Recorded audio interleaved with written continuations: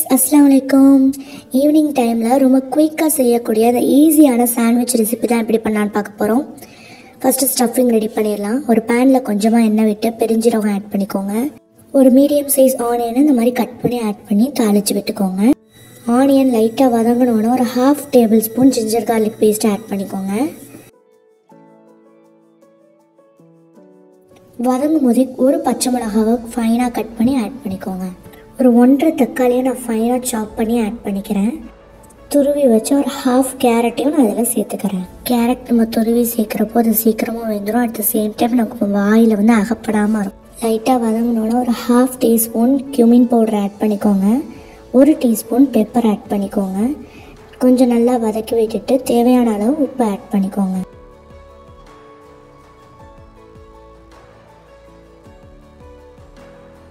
ஃபைனலாக ஒரு 1.5 table spoon அளவுக்கு கெச்சப் ஆட் பண்ணிக்கோங்க. Tomato ketchup.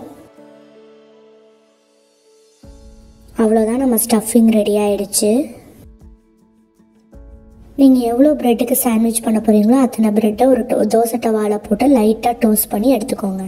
சும்மா லைட்டாக டோஸ்ட் ஆனால் போதும். அப்போ நம்ம ஸ்டஃபிங் வச்சு பண்ணும்போது கொஞ்சம் ஈஸியாக வெந்துடும். இதோ இந்த அளவுக்கு டோஸ்ட் ஆனால் போதும். இப்போது நம்ம டோஸ்ட் பண்ணி வச்ச ப்ரெட்டில் நம்ம ஸ்டஃபிங் ஆட் பண்ணிடலாம். நல்லா ஸ்ப்ரெட் பண்ணி விட்டுட்டு மேலே சீஸ் ஆட் பண்ணிட வேண்டியதான். நான் இன்றைக்கி ஸ்லைஸ் சீஸை கொஞ்சம் கொஞ்சமாக கட் பண்ணி இந்த மாதிரி சேர்த்துக்கிறேன். நீங்கள் கிரேட்டட் சீஸ் கூட ஆட் பண்ணிக்கலாம். சீஸ் ஆட் பண்ணி மேலே இன்னொரு ப்ரெட்டை வச்சு க்ளோஸ் பண்ணிட்டா நம்மளோட பேஸ் ரெடி ஆகிடுச்சு.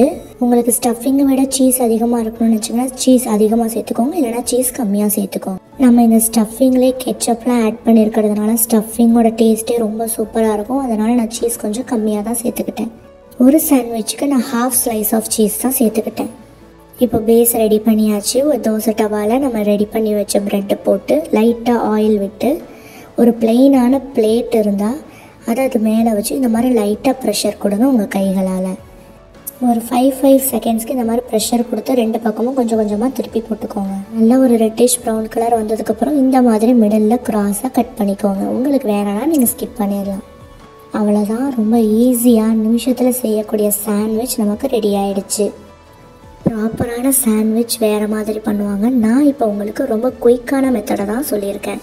இது ரொம்ப எம்மியாக இருக்கும். ஈவினிங் டைமில் அல்லது இஃப்தார் டைமில் நீங்கள் இதை செஞ்சிங்கன்னா உங்களுக்கு வேலையும் அதிகமாக இருக்காது. சீக்கிரம் செஞ்சு முடிச்சோன்னா அட் த சேம் டைம் ரொம்ப டேஸ்டியாகவும் இருக்கும். இதே மாதிரி இன்னொரு அல்டிமேட் ரெசிபியோட நான் உங்களை நெக்ஸ்ட் டைம் மீட் பண்ணுறேன். Until then by.